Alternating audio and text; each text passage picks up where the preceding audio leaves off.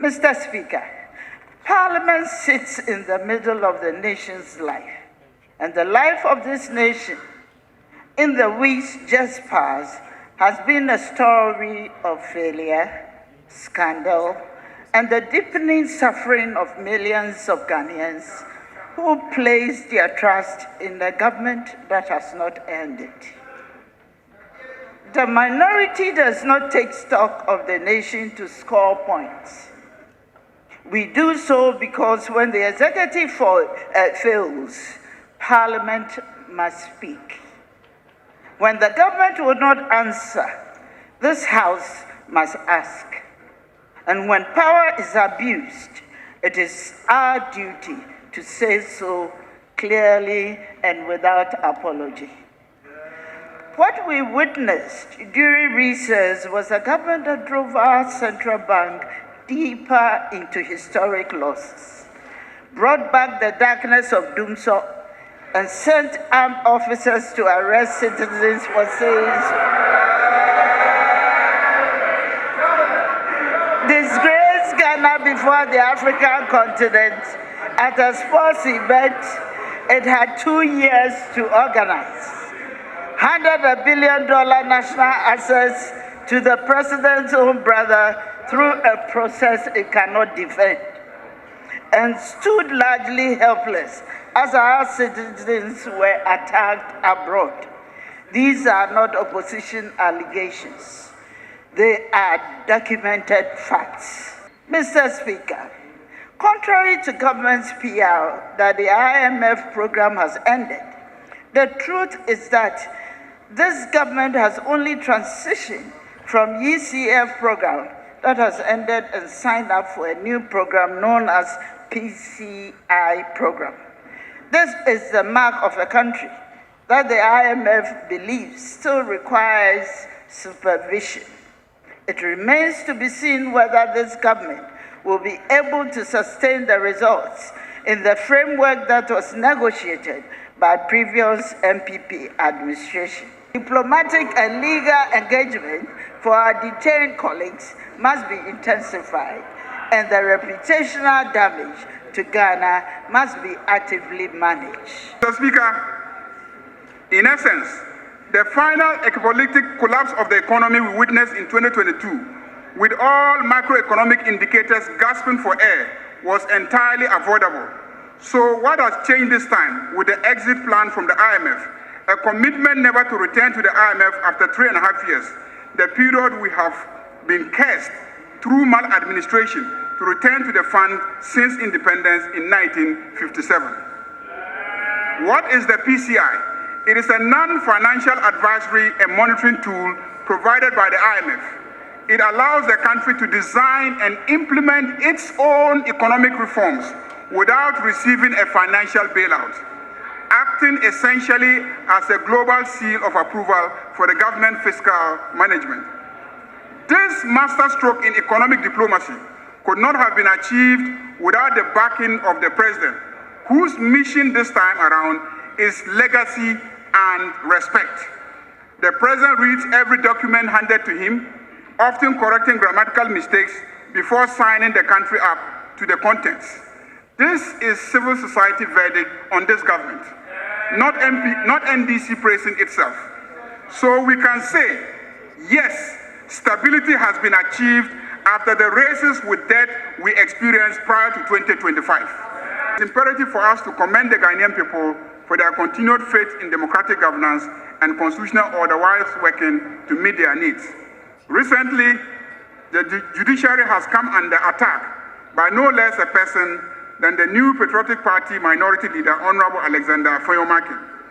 Let me repeat a caution given by this very Minority Leader in this chamber, that when you are not satisfied with a decision of a lower court, you appeal and seek redress in a higher court.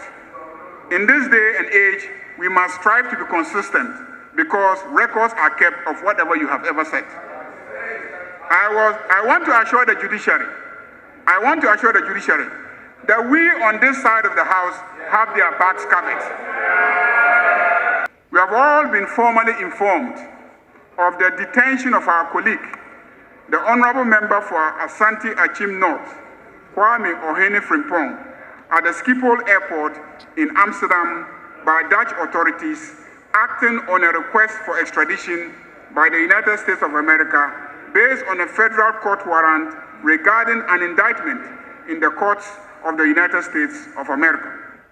I urge Ghanaians to be circumspect in their comments regarding this matter, as all accused persons are innocent until proven guilty. We must not do anything to compromise the legitimate defenses available to our colleague.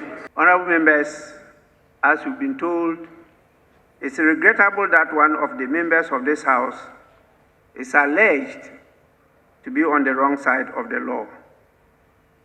You've already been given the details. What I can add is that Parliament is working with government to ensure justice is done in this matter. I will in due course keep the House updated with developments in the matter. Meanwhile, permit me on your behalf to convey the empathy of the House to members of his family and his constituents for this unfortunate development, and to call on them to exercise restraint, for we are with them and we are doing everything to make sure that he is accorded all the due respect, dignity, and the opportunities available to all of us in international. Let me appeal to all members to be punctual and fully engaged in our sittings.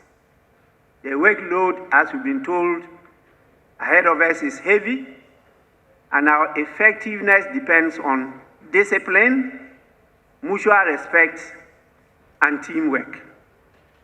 Let us pursue our debates with civility to enhance national pride.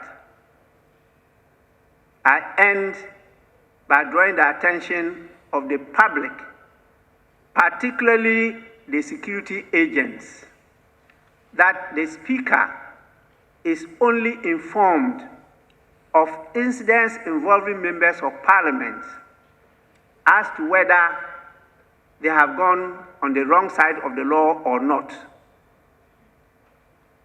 It's not for the security agents to seek my permission before arrest. It's not. It's for them to inform me and include the circumstances or the allegations that has created the suspicion. Then I go through the law and then apply the law as to whether the person is in a privileged situation or is immune from what is taking place. I am saying this because there is some perception that they need the permission of the Speaker before a member can be apprehended or even invited to respond to inquiries. That is not the state of the law. Honorable members, with this, I thank all of you. Akwaba, Wezo, Marhaba, Yewayane, Obake,